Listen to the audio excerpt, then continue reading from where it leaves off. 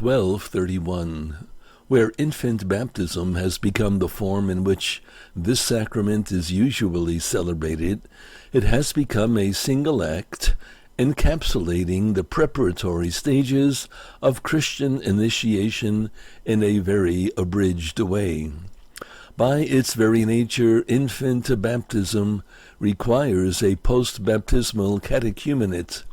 Not only is there a need for instruction after baptism, but also for the necessary flowering of baptismal grace in personal growth. The Catechism has its proper place here. 1232, the Second Vatican Council restored for the Latin Church the catechumenate for adults, comprising several distinct steps. The rites for these stages are to be found in the Rite of Christian Initiation of Adults, RCIA. The Council also gives permission that in mission countries, in addition to what is furnished by the Christian tradition, those elements of initiation rites may be admitted which are already in use among some peoples, insofar as they can be adapted to the Christian ritual. 1233.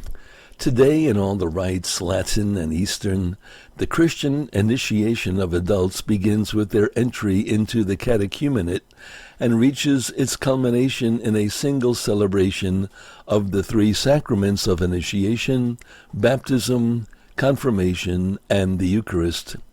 In the Eastern rites, the Christian initiation of infants also begins with baptism, followed immediately by confirmation and the Eucharist, while in the Roman rite it is followed by years of catechesis before being completed later by confirmation and the Eucharist, the summit of their Christian initiation.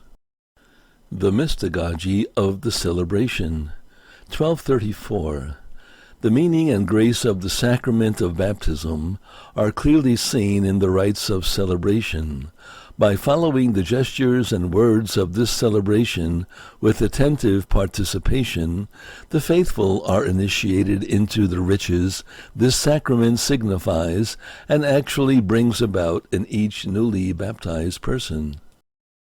1235. The sign of the cross on the threshold of the celebration marks with the imprint of Christ the one who is going to belong to him, and signifies the grace of the redemption Christ won for us by his cross.